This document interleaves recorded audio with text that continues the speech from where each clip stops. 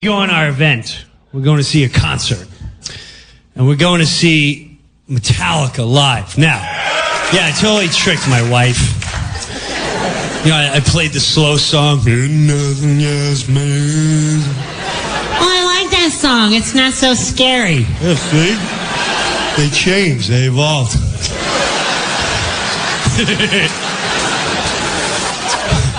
So we get to the show, all right?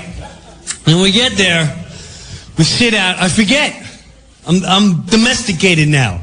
She's like, is there a brochure? I'm like, all right. We're looking around the stadium, brochure, whatever. Now, here's when you know you're too old to be going to concerts. First of all, the name of the bands is already a tragic mistake. Here's the opener. So you ready for this? Just the names. Anthrax, Megadeth, and Slayer. Okay, all right. Did you hear? All right. You hear that? You hear that? You hear that? Let me tell you something about Slayer fans. That was the scariest time of my life when the Slayer fans showed up. That's the first time I feared my own race. I'm not even kidding you. I feared my own race. They look like the extras from Lord of the Rings. Right before Slayer came out, someone came out and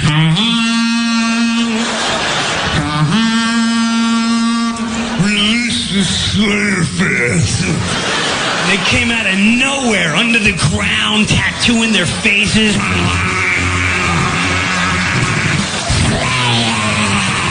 Slayer! We're here to witness Slayer!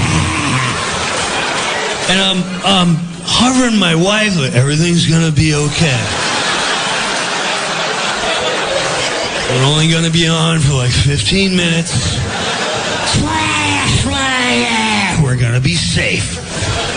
So Slayer's about to go on right before Metallica. The lights go out. Now, I forget I'm domesticated, so when the lights go out of the show, I still get that giddy feeling. Show's starting. Because I'm used to, beauty and the beast.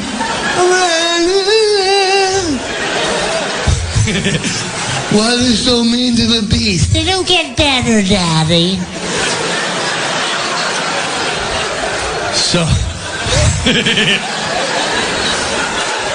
the lights go out, and I hear, is there a train coming? And I turn around, and there's about 500 Slayer fans, and they're heading right for the stage, and they're not using the aisles to get there.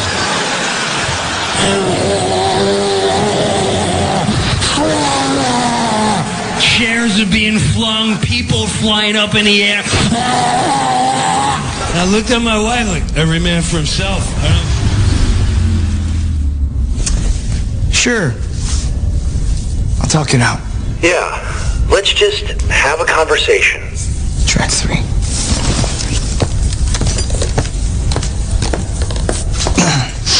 Better not be fucking Dave Matthews Band. Okay. Those of you who don't want to be a part of this can leave now. Derek, please listen to me.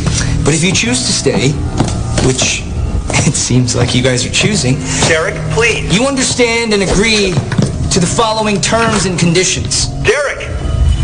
1. Derek, this is the virus. You talking. hereby waive your right Derek, please. to your own personal bodily integrity. This is not you. 2. I'm a license. Per the State versus Neville Reed, my colleague and I will not be held criminally liable for any felony or misdemeanor that you may be a victim of, including, but not limited to, aggravated assault, aggravated battery, disorderly conduct, destruction of property, mayhem, and first-degree murder.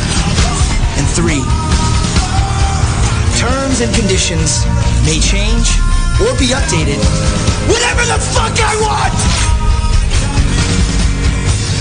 Consider yourselves notified.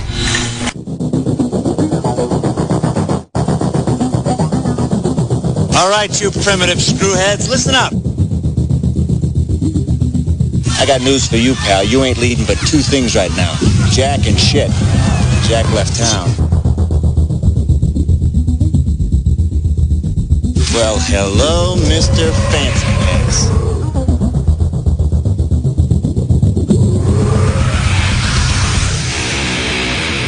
What was that ruckus?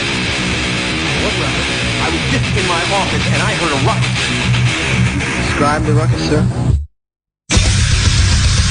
Does this mean we're not friends anymore?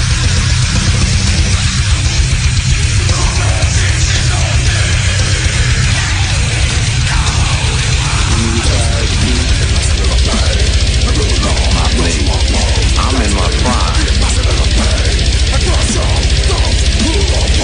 You're mine. Ain't it cool?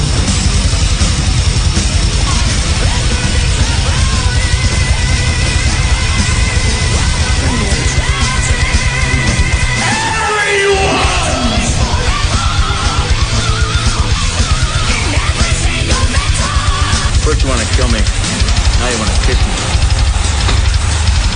Blow.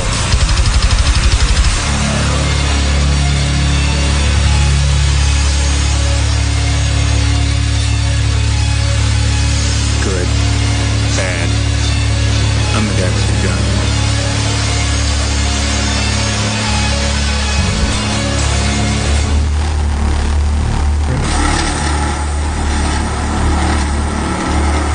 What up, everyone? You're supposed to be alright. Alright. So we're doing our podcast but live, so we're using all like our podcast like sounds and stuff. Yeah, this is something new we're trying out. Usually we just take the audio, throw it with the thumbnail, and play it for you all. I still have to. We're doing it both with recording the audio with what we got, and then of course StreamYard we're just recording. So really, it's gonna be interesting because it's recording on both. So we'll see how this goes. Be a little interesting. If not, once I've tested it and looked at it, because I didn't even think about the idea. Well, it shouldn't even really make a difference, I don't think. But we'll see how it goes. We'll see what happens. You are getting ready to listen to another episode of Classic Reflections, brought to you by Metal Tavern Radio, the former podcast, now YouTube podcast. So this week, it's been about a month and a half, I think, since we've done this, because we've had a lot going on, and we thought we'd throw one out there. But this week we're doing Savatage, and it's Hall of the Mountain King. Yep. Definitely my first exposure to this, obviously, was upon its release in 1987 through the video for the title track, and it's still a fun video to this day, very fantasy-oriented. When I bought the record on cassette, I just like fell in love with it. Just really, really good record, and sometimes gets overlooked as, you know, a gem of the 80s, and as far as the I never heard this song until I met you. Yeah. So I'm really curious how you're going to think about the rest of the album, because it's really cool. And then, you know, we just did an interview with Chris from Diaspora, and like he likes a lot of classical music like Beethoven and stuff like that, and Edvard Grieg, which plays a part in not only Hall of the Mountain King, but mainly the Prelude to Madness, which is Chris Olivia, the guitarist, doing Hall of the Mountain King on guitar.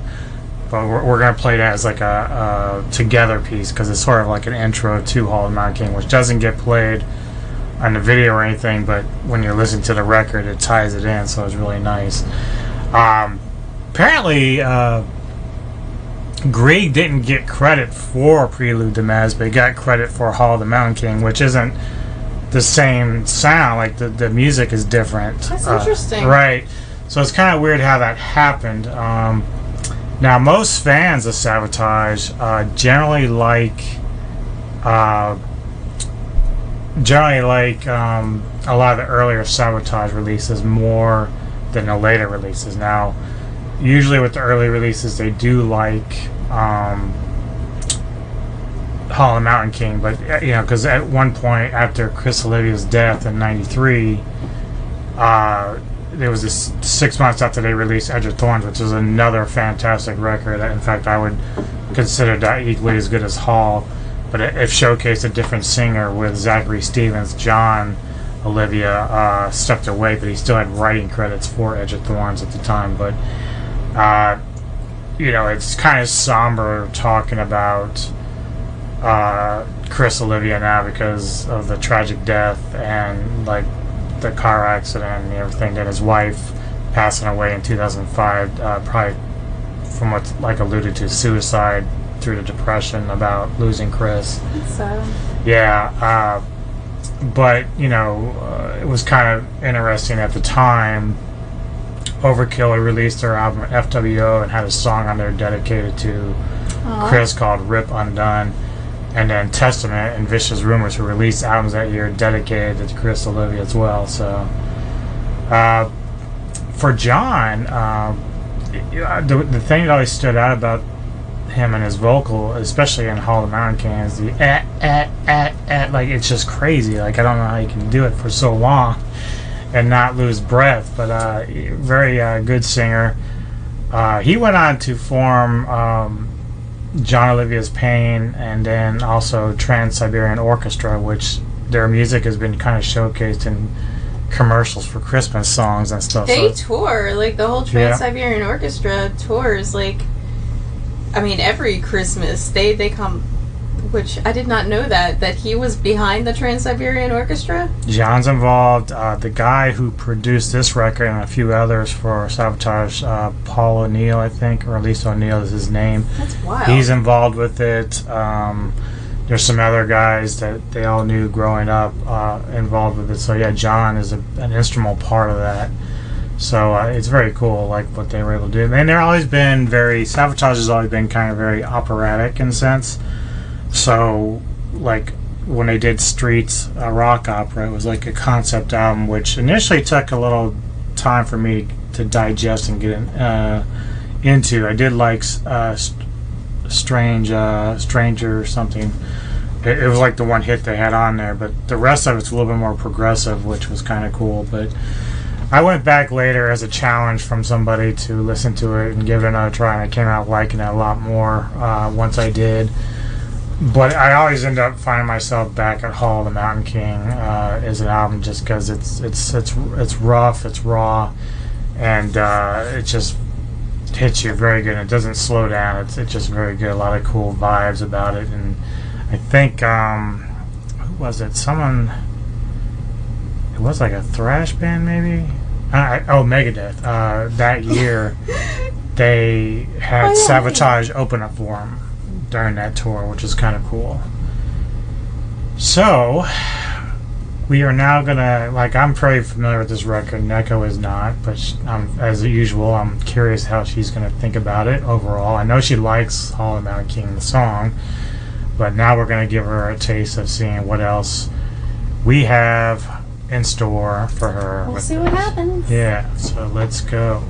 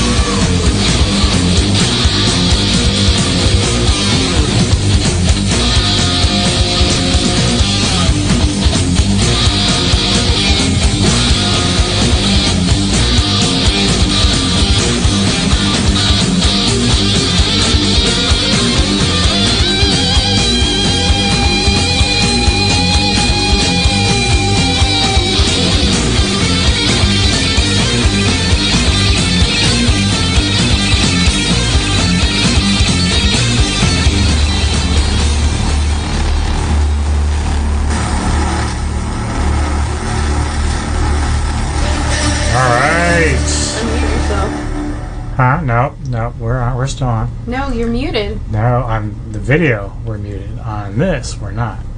So how is that going to work? Don't you want sound on the video? Yes, because it's recording on Broadcaster. But how are you going to put the sound to the video when you... Combine it, like How- I usually do. Is that what? Gonna combine it. But you didn't have your mic muted before.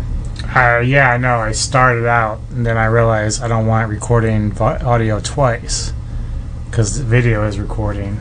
It's funny how I have to explain this while we're doing this live. I need you to, because I don't want to go through this entire thing and then you're like, fuck, we don't have any audio. That's why I need to double check, because you have us on mute right now for the... Are you telling me you just want to do it the old way? Is that what you're saying? No, I'm just saying, I just don't want to do this and then you're going to be like, oh, the video, I can't put it up because it doesn't, there's no audio and I can't make it work. But there is audio, because it's on the broadcaster. It's on the audio side, where the music is. You need a producer. I do. I fucking need like a PR guy, an editor, and like Asmon. He's got editors. No, you need to get a little bit more popular. Yeah, well, I can't. You know, nobody likes me, so. Work harder. Work harder. Yes, okay. So that was 24 hours ago, opening up Savatage's Hall of the Mountain King album. Oh, okay. The lineup at this time was John Oliva with vocals, Chris Oliva on guitars, Johnny Lee Middleton on bass, which we caught a little bit at the end of the song. Boom, boom, boom, boom, boom, boom. That was like the best part of the song. I was kind of bored with the song, honestly. Wow. And then we wasn't have Steve bad. Watchholes on drum. So you were bored with that, okay. Then the bass line kicked in. I was like, this is good. Like, I feel like the beginning was kind of like fluff, but then when it hit with the bass line, it sounded like a completely different song. Now, what about the guitar work? Oh, sorry. Oof. I just feel like it sounded like two completely different songs. Honestly, the beginning up until that where the bass line hit, it sounded like two completely different songs. I'm not saying it's a bad song. I'm not saying I hate it. I'm just saying You're not a favorite of it. it's not my favorite of the album, for sure, and probably I would have gotten more of the heavier bass in it. I don't know. I don't know how to describe it. I just think maybe... So you would have liked to hear a little bit more prog throughout it, like, because that's basically kind of like that bass line is like an early version of some of the prog that they would later do. Maybe. I don't know. I mean, it's not like wankery, but you know. I think it sounded like two completely different songs. That's Okay. really what it was, and I liked the second half better than the first half. Okay. Fair enough. All right. I'm not saying I hated it. Don't. I'm not. You can have your honest opinion. That's what this is all about. This is what this is all about. So the next track is called Beyond the Doors of the Dark. Another one of my favorites off the record. And so we are going to jump in with that. So here we go. All right.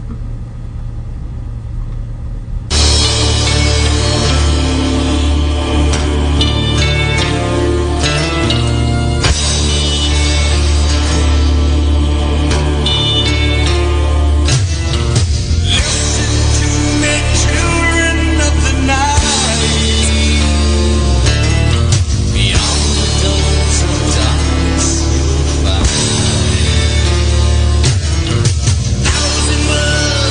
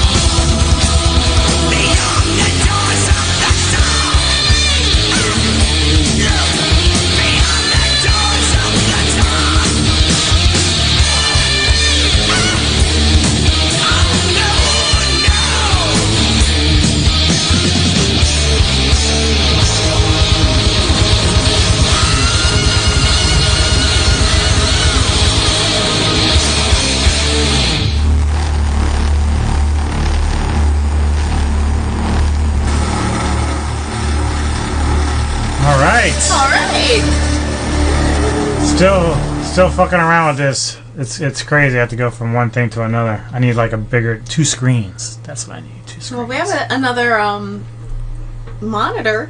I just have no room on this desk. It's a pretty big desk too. The desk is so big, yet I'm over on the side. Well, yeah. Part of my problem desk. is like the other He half has is 2 computers. my gaming computers over here. So like that's. So I can't even sit next to him anymore. I have to sit like. Well, it just but even if she sat next to me, like she'd be back here, which makes her look small, which she doesn't want to look small, because we went through that before we started this whole fucking thing.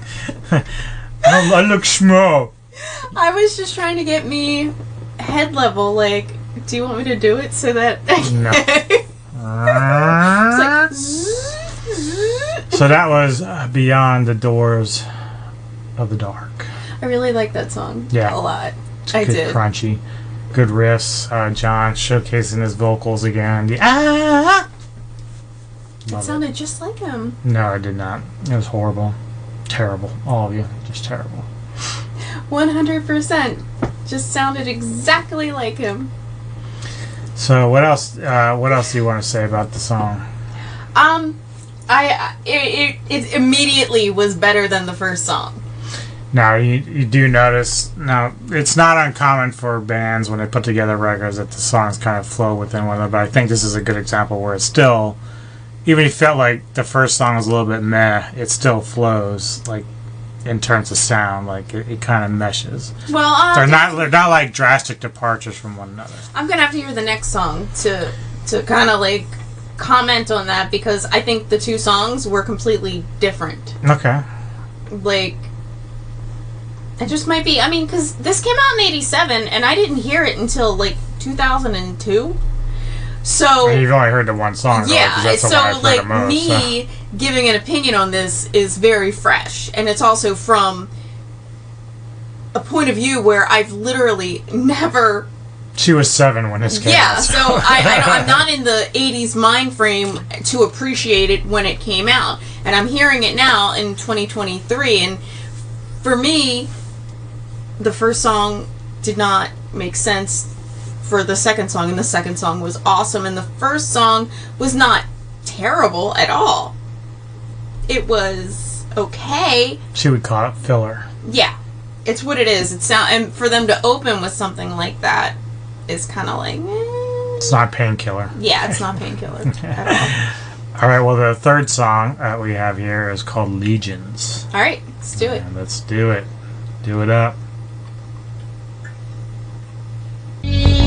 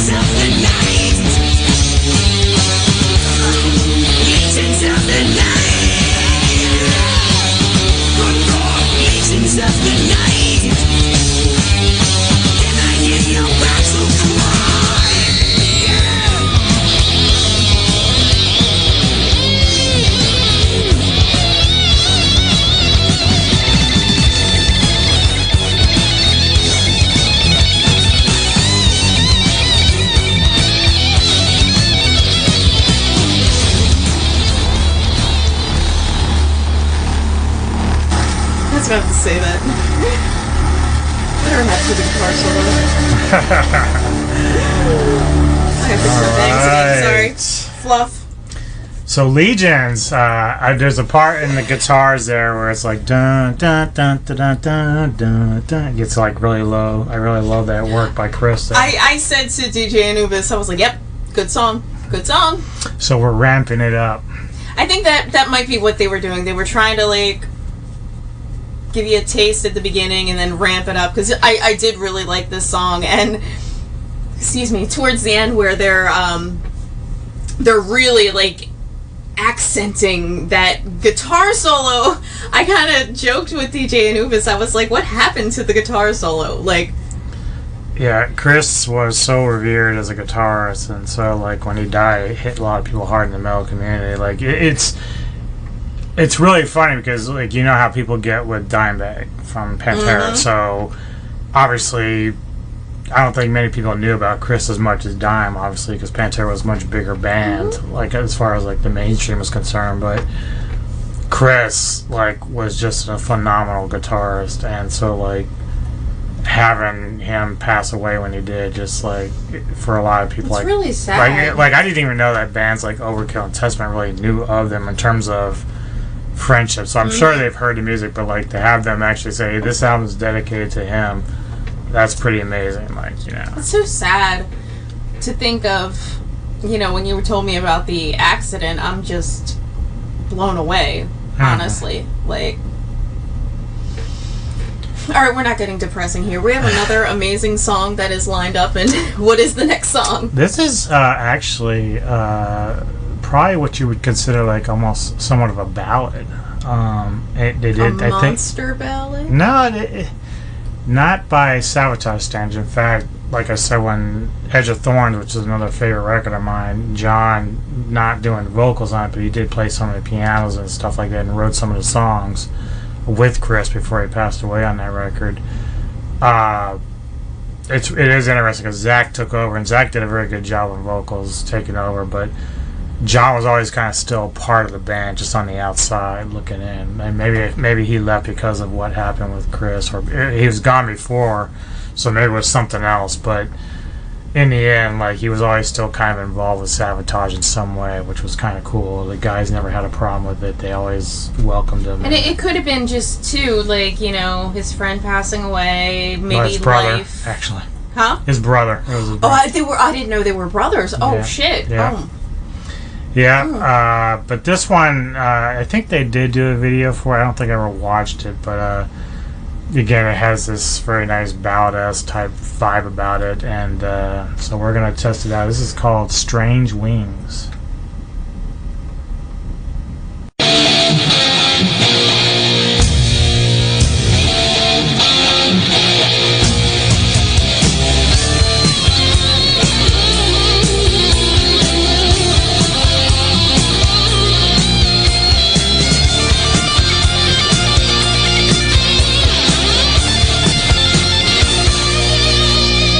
She is the maiden of the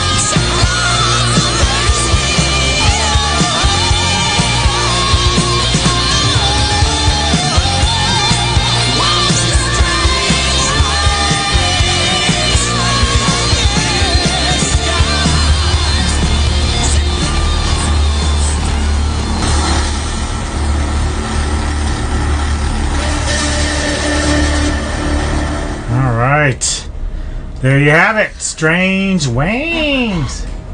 I actually really like that song too. I was just commenting during, You were like listening. semi-ballad. I was like, it's not really a monster ballad, like when you think of a monster ballad. I'm trying to think of like what I would think, like, what's that song by Mr. Big? I'm the one. That's like a monster ballad. I hate that song too. What? Well, give me a monster ballad. Oh, well, I mean, I guess you could consider Every Rose Has a Thorn would be one. That's definitely a monster ballad. I was also thinking, maybe the song Love Hurts. Home Sweet Home. Love Hurt. Well, yeah, Nazareth. I see what you did there. Yeah. In fact, Crypt from Metal and Mania recently said, what song would you never ever want to hear again, and you'd break the record if you ever had it? And I was like, Nazareth, Love Hurts. But we have that record. Do we? Yes. Or is it gone? Did you get rid of my Nazareth record? Take a big old dump on it. So we're not taking a dump on that song, though. Clearly, No. I love that song, and it's not like the ballad in the ballad sense. It's a very 80s, like, heartfelt, high screaming guitar kind of sound, and I really dug it. Oh, Yeah. now I'm really from the 80s. I dug it. I dug I it. dug it. And if you were listening to cassette, that would conclude side one. Flip. Flip. Unless you had one of those cool cassette players that could, like, Auto flip. Yeah, do the thing where it went, and then you. Mind blown. That was a big deal. Like, if you had a friend with one of those, especially, like, when we were young. Well, When we were young. when we were young. And so I don't know if you, like, in your car, if you had one that would just, like, auto, because some cars you had to, like, pop it out and then flip it around, but some cars could just, like, auto flip too. So if you had someone, but then people started really flexing and putting, like, the 1285 disc CD changer in their trunk. That'd be me. And so, like, the cassette player would be, like, in the front and be like, oh, you got a cassette? Yeah. Oh, here, let me flip it over. I got like, all of Led Zeppelin's albums in my trunk, plus AC/DC, Korn, anything you want. And I'm like, it's like a jukebox in my trunk. So... It's a jukebox. How many... You did have quite a bit of CDs in your CD changer. Yeah, I think the biggest I had was like a 12 CD changer. It was like the big thing you just plug and play. You had a 12, man. I had a bazooka tube sub. Yeah, I was cool. Yeah, I was really cool, man. And But then, that was in my Escort, not a Camaro or some shit. I did love your Escort. I did. So now where we get into the fun, real fun for me. Hold on. And now this is where I'm going to play both Prelude to Madness and Hall of Mountain King together because they tie in together very well. Obviously, Prelude to Madness, an instrumental by Chris, one of two instrumentals on the record. And it's the one where Chris actually plays Hall of Mountain King by Edvard Grieg, but he does a guitar style in his own unique way. And then, yeah. And then we get into Hall of the Mountain King, which Neko is very familiar with. And still one of my most favorite songs of all time. It actually appeared on my top 100 alt songs of all time, if you had not heard that. I had those done a few months ago. And so here we go, kicking it off, Prelude to Madness. Thank you, Chris, for everything you did for us.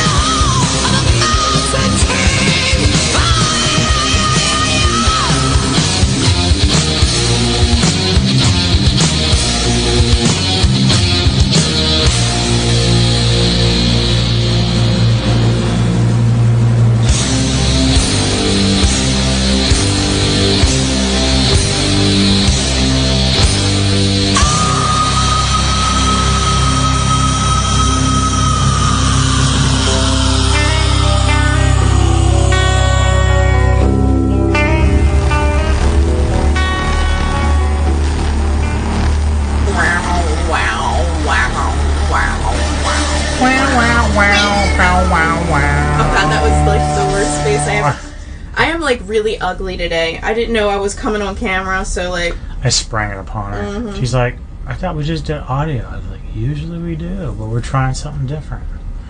how's this? Like, what if I do behind my ears and like fluff the bangs? Okay.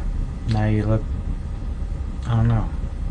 Bad? No, I was trying to think of somebody you remind me of, but can't remember the name, so it doesn't matter. So that was Prelude to Madness and Hall of the Mountain King. So good. It was so really good. Like, we were just kind of like...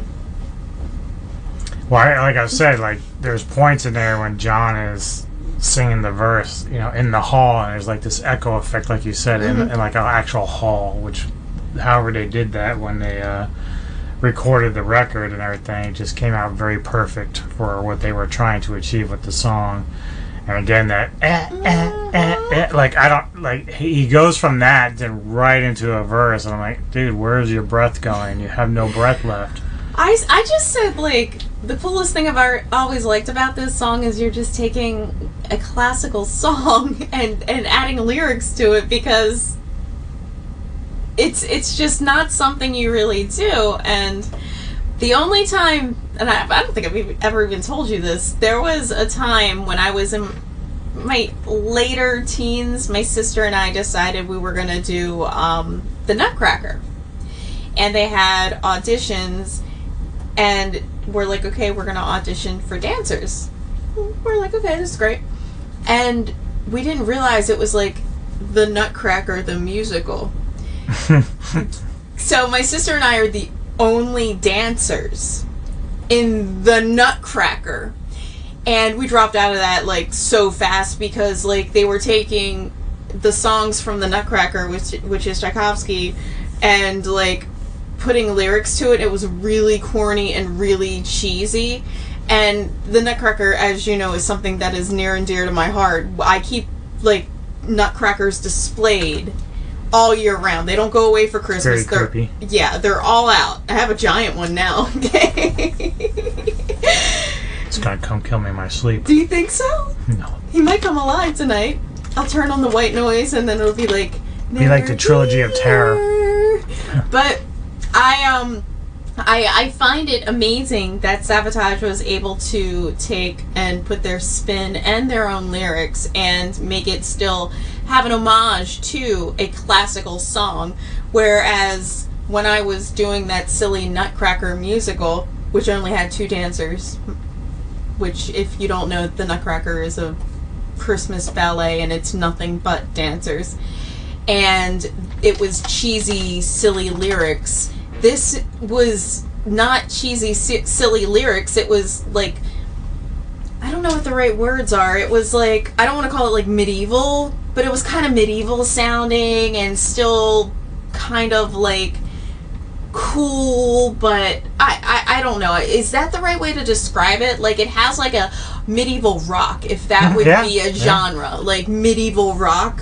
Yeah, and I think that is something I mean, obviously the lyrics are, like 24 hours ago, the opener, like I was reading the lyrics a little bit, like it sounds like more like getting in a car and leaving and doing something, but I don't know John's mentality behind his lyrics when he wrote the record, or even, like, I know the other guys contributed to the album as well with the songs they wrote, but like Hall of the Mountain King, the video, the whole vibe, it is very fantasy and medieval sounding. Like, it just has that vibe about it. So, and maybe that's just what they're trying to go for. Like, their entire like aesthetic is it's fantasy, very medieval traditional. vibe. Yeah, because they have like records like Sirens and stuff like that earlier in their career. So definitely doing some fantasy backlog. Well, you know, some bands like Tolkien a lot, so I don't know how much of that plays into it, but.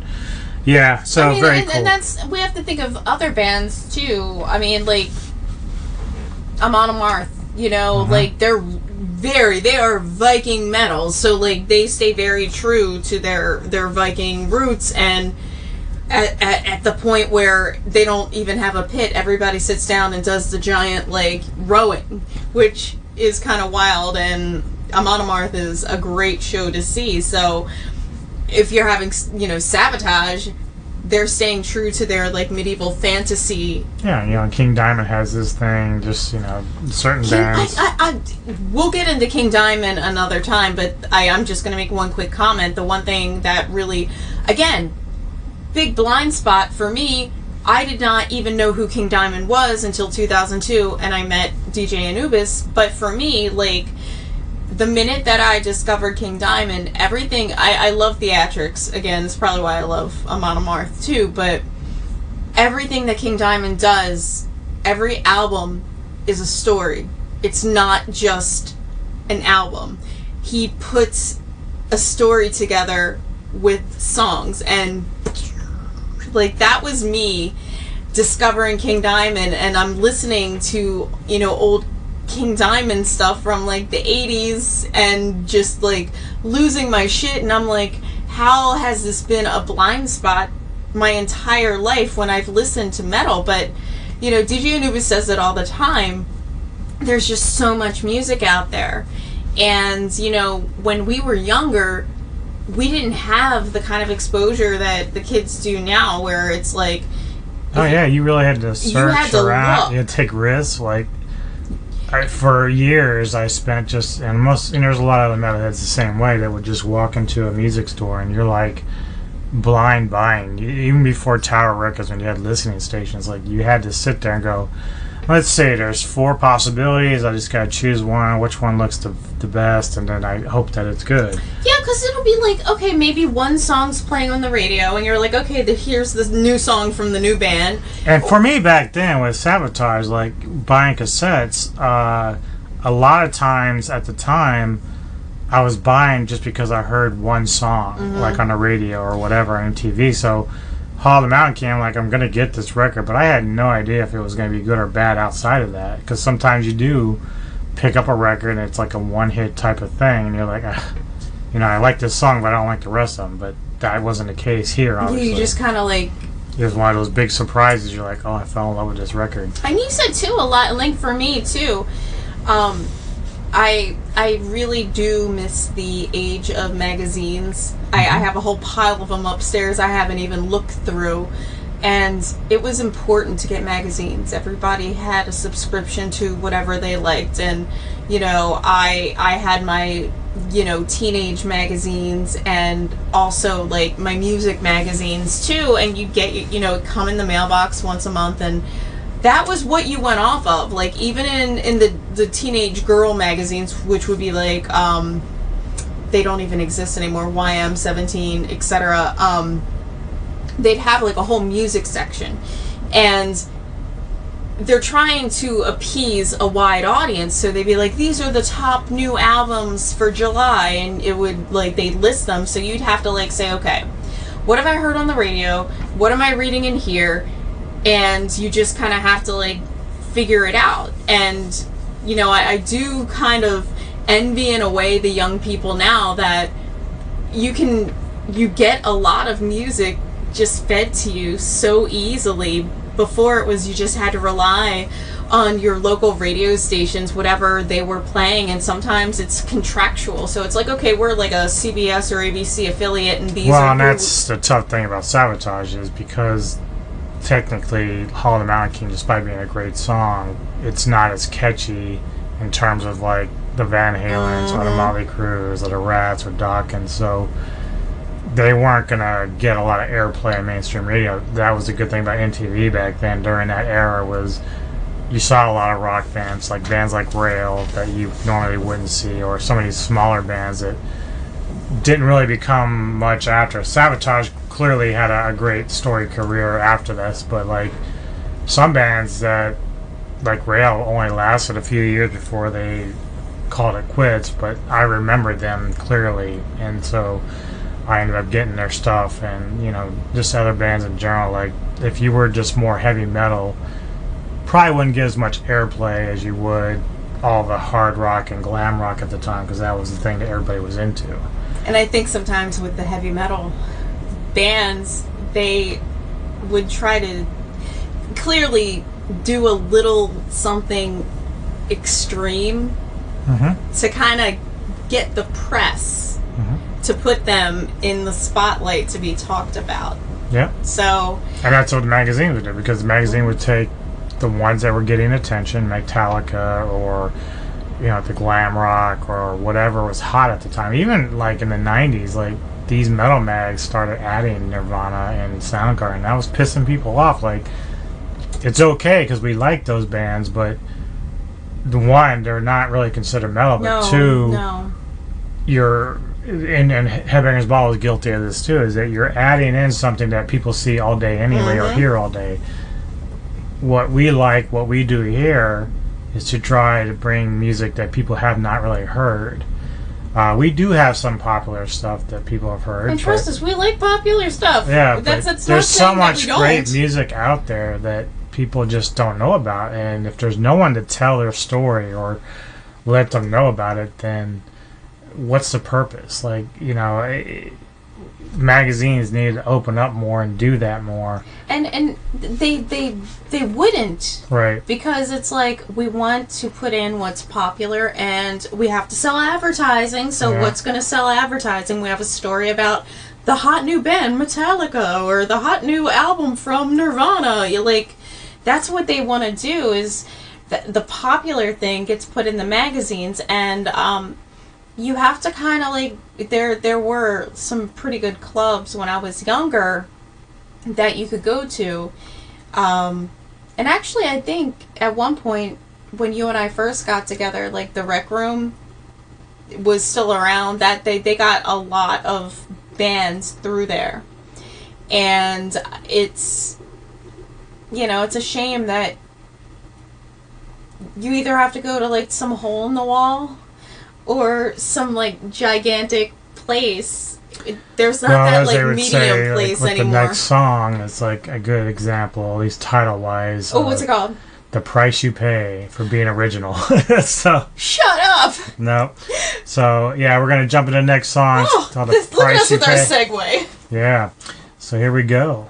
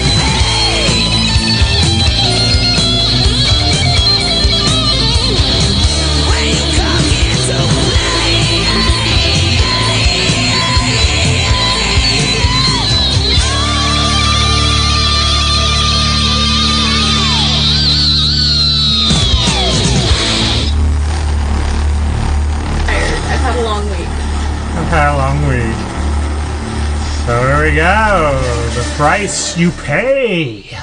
I liked it very much. And while we're listening, we always kind of talk clearly. It would be rude to ruin the song and speak off, we don't during it.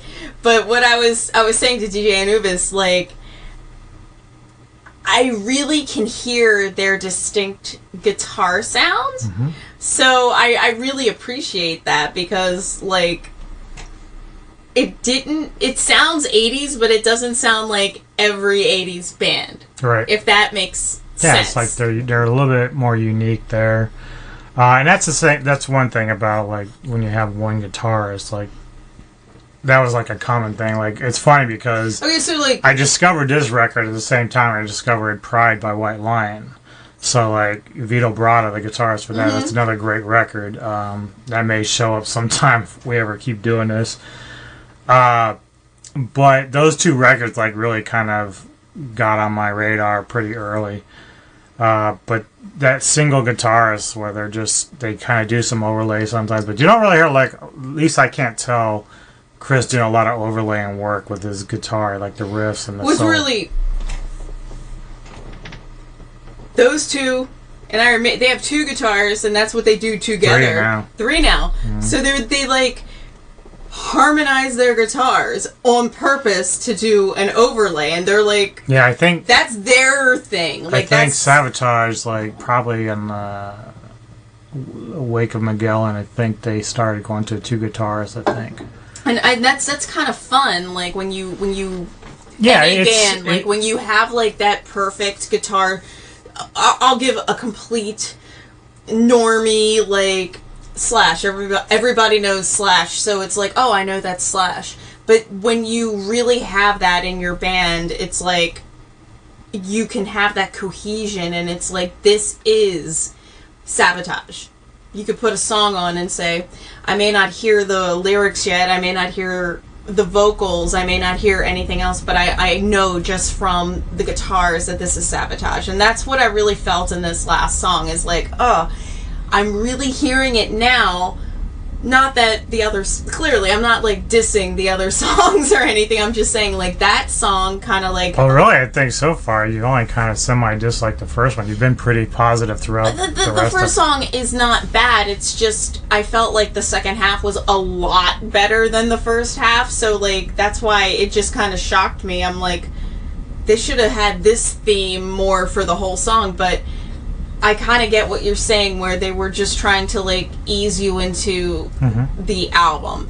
And sometimes, and I'm guilty of this now, but what we see with newer people releasing things, they don't have a conceptual album, not always, like especially more popular bands, because it's not about putting together an album, it's about putting together singles and having singles sell. When we were younger, you know, there were like a couple of singles off of an album, maybe one or two, but you really couldn't buy individual songs. And the invention of iTunes just like flipped the switch, and everything now is you buy know.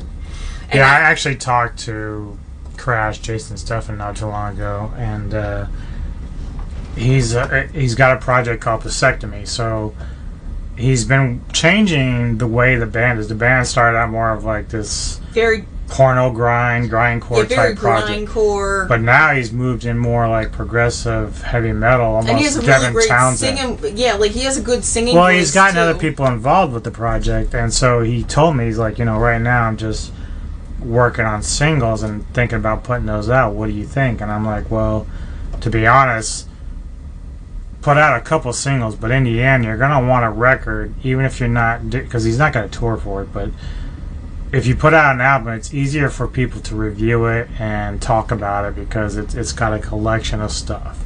And maybe if he does put out singles, he can like take 12 and turn it into an album. Yeah, but you don't want to wait too long, because people aren't going to wait around that long for that. But that's what I'm saying, is he could release the singles individually and then turn them into an album. No. That's what people do. That's what I'm saying. That's what people do now. Right, but I think it's my opinion. I know that's you your release opinion. 2 or 3, and then the rest just put together. That's not what people do now. That's why I'm saying. I'm telling you, that's the way it should be done. That's the way it used to be done. It's my advice. Listen to the master. That's the way it used to be done, and it's not done like that anymore. People will buy one song. Yeah, I know, and that's fine. That's their choice. Now, get into the next track. Okay, what's the name of the next track? White Witch. I believe this is John Lucas from Nomos' favorite song, or one of his favorites from this record. It's more straightforward. This is probably their heaviest song on the record, and so It just comes right at the you. It record. doesn't it's very relentless, and it's great. So Very nice. here we go with White Witch. White Witch.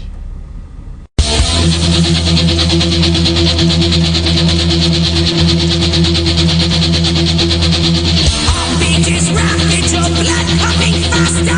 Hands reach for the blade. Touch her, feel her, your body and greater. She leads you to your grave. She's in the middle, days down and winding you. You want it now. Casting a spell of power on you. You leave, but you don't know how. White witch, rising in you. White witch, coming with you. White witch, taking your souls. White witch, taking control. Branded and raging, are you still maintaining? Do you want some more? For your money, sell for your soul. The deadliest of hoes. Wicked white demon is staring at you, controlling all that you say and you do. Sweating its tension, the music's much louder. All the glasses are poison powder. White witch, poison in you. White witch, coming with you. White witch, taking your souls. White witch, taking control.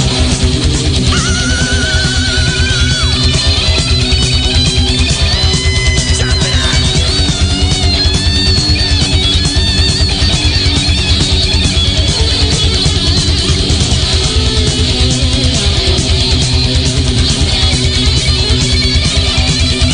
White witch, poison in you.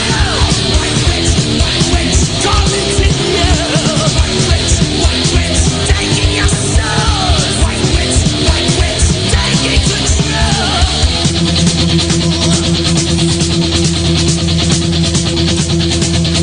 She is now your ruling master. Your whole life's a complete disaster. Don't you dare let her in. It's your final time. White witch, poison in you. White witch, coming for you. White witch, taking your souls. White witch, taking control.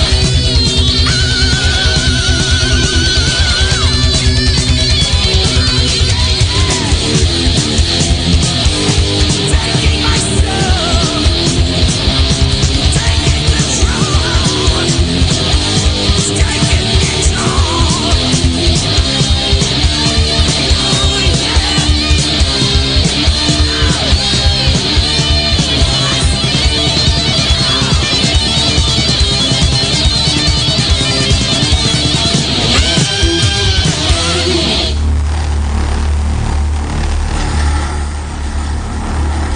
Alrighty. White Witch, or as Neko likes to say, Bark at the Moon 2. So go ahead, give people your impression of why you think this sounded No, like. I just said at the beginning it sounded a lot like Bark at the Moon, and It has some fast riffing, but it doesn't, as you said later, like, it's not really stylized in the same way. it's so. not stylized in the same way, but like when I first heard the beginning, I actually got up, went to my phone, and I was like, when did Bark at the Moon release?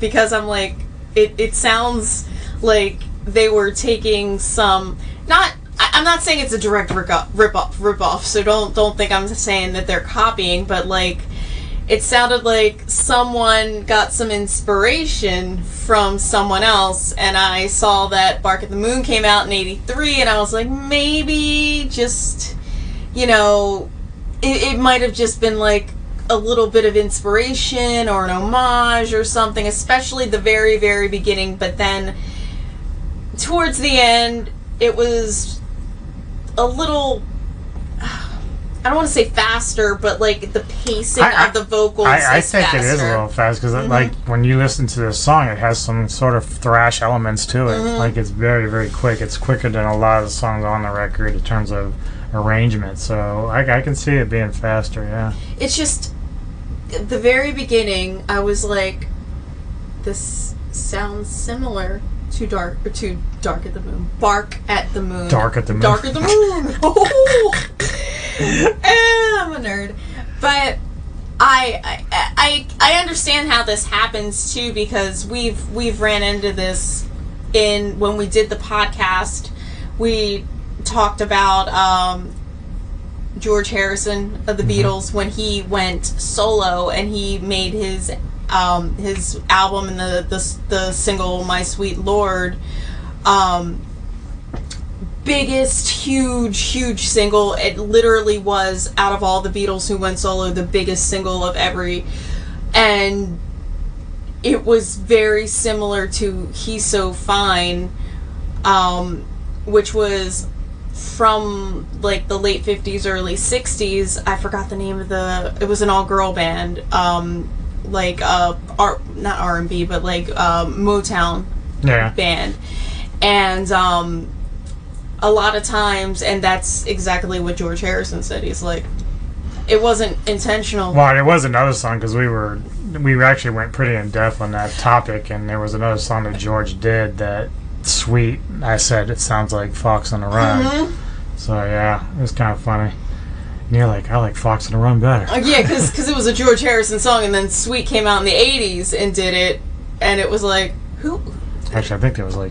It was late 70s, yeah. And it was another George Harrison, it was a George Harrison song, but this time he was first, and it's really crazy how sometimes as an artist, you're not really, and again, George Harrison, there were decades long of lawsuits about this because of residuals, etc. And sometimes it happens just by accident because it does. Like some people, listening to something. It's funny. You wouldn't think it too much. I mean, as musicians, they're influenced by music they grew up with, but they don't always hear every band. So like when we talked to Chris again from Diaspora, like he'd never heard Fear Factory, and they're like pretty known over the world, as far as a metal band. And so that tells you. And we thought it would be something that would be completely up his alley because it was very like vocally and like a little bit of progressive and still kind of like heavy at the same time. And you find that like sometimes when you enjoy something and you are a creator, in your heart you're really trying to do something that's yours, but you're taking inspiration because I something think else. My theory is sometimes with musicians is that they might hear a song that they really like and they might forget about it, but then when they're writing they'll come up with a beat and they're like, they won't put it together that they've heard it somewhere else. They'll just sit there and say, oh, this sounds really good. Remember that song probably from like 8 years ago? Robin Thicke. Yes. And it was but I think they were trying to like imitate Marvin Gaye a little bit there, but they lost that. They did lose that, but it's insane how sometimes you and maybe it's just me. I mean, sometimes it's really blatant. I'll put it out Vanilla there. Ice was blatant. I'll listen. I listen to Dark. Oh God, I said Dark at the Moon again. Bark at the Moon. I listen to Bark at the Moon like at least once a week, literally. I don't know why. Maybe it's because I could never beat it in rock I would like band. to see that video of that in your car. Here's me on the car, and I drive to work. Get out of the way. I listened to that, and what's the song that he wrote for Sharon? Mama, I'm Coming Home. Yeah, I listened to that and Mama, I'm Coming Home at least once a week. Sometimes more. I don't know why. They're good songs. And I think sometimes, I'm just saying as a listener, maybe because I listen to that song all the time, I'm putting my ear, I'm like, oh, it kind of reminds me of Bark at the Moon. I'm not trying to say Savatage did anything wrong. I'm just literally saying I felt Bark at the Moon at the beginning of the song, and that's okay. I like the song a lot. Yeah. Well, we're down to the last two now. I was going to split these up, but the next one is actually another instrumental, and it's only like a minute long, so I'm going to go ahead and just add it to the last song. Okay. So the instrumental is called Last Dawn, and then, of course, the last song is called Devastation. And then we'll be back to talk about that and then close it out. So here we go. I look very metal. All my bangs are bad.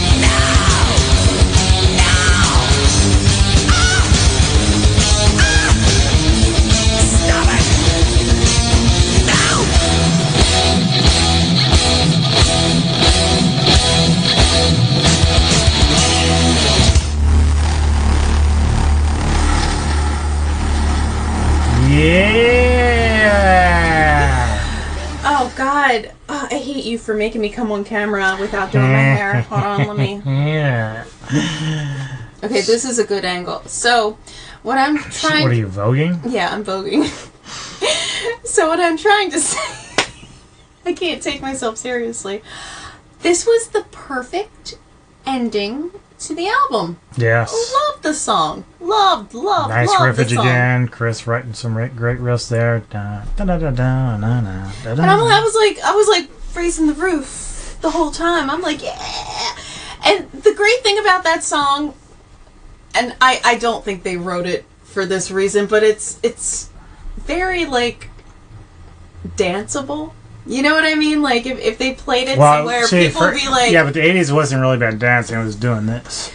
But people, you know, if you played it at a wedding today, people would be like, yeah, we're dancing to this song. Yeah.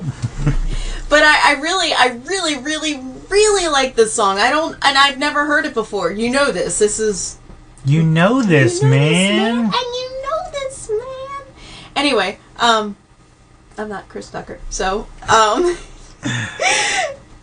I've never heard the song, and I enjoyed it a lot. And I'm not going to say this, but I'm going to say it because it's my first time hearing the song, but I almost like it more than Hall the Mountain King. Oh, wow, okay. Yeah. But it could be just the new feeling, like, because I never heard the song before, and I was just dancing and grooving to the song, so it could be the whole new factor, whereas Hall the Mountain King I've heard many times, and I've even heard the intro before, too.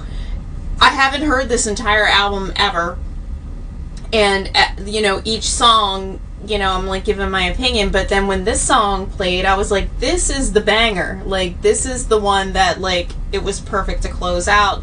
I feel side 2 is stronger than side 1. I don't know if you feel the same way as me, or... Yeah, I mean, look, you still have, like, you liked Legions a lot. I did like Beyond Legions. Beyond the Door of the Dark, whatever the fuck it was. I'm drawing a blank at the moment.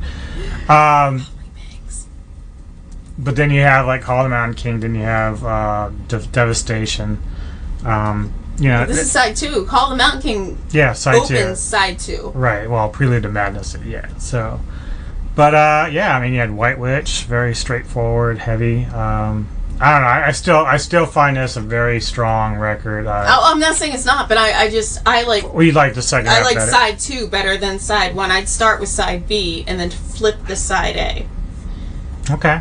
Yeah. So, but you did enjoy it, so that's a good thing. Yeah, I liked it a lot, and I honestly, you know, as I was saying with the whole like Ozzy Osbourne thing, I'm like, I think sometimes your own personal bias just from the things that you hear when you are listening to something kind of plays into things. However, that last song, I did not feel any kind of like, at least for me, I don't want to say similarities, but it felt very true to Savatage, and it was like super hype, like the Savatage party anthem, and that's kind of like what I want to think of this band as, and I hope any Savatage band would feel that too. Like, well, I think someday, definitely, I think I should put you through with Edge of Thorns as well. Even though John's not on vocals in that one, it's still a very great record.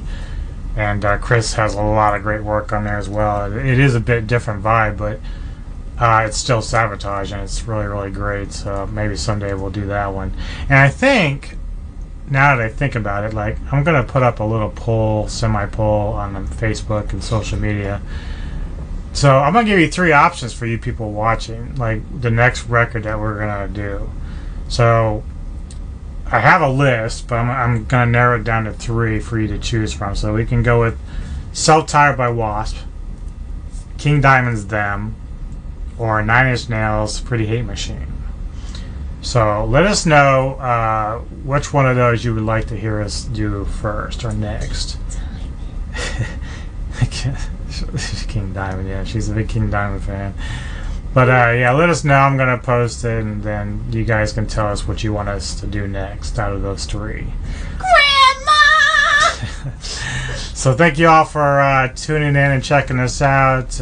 We will see you next time. Tomorrow, I will be doing another Cinematic Synergy with Kevin Lambert of KLE Headquarters. And KLE Entertainment. Yep. Well, that's what the E stands for. KLE Entertainment Headquarters. Kevin Lambert Entertainment Headquarters. KLE. She's been drinking. You have to forgive her. So have you. I got to get back to watching the movie so I can finish it up and be ready for the review tomorrow. But thank you all for tuning in and checking this out. Hopefully when I put this together, I'll be without a hitch. So it was kind of fun. So thank you all again, and see you next time. Keep it metal. Metal, metal, metal, metal, metal.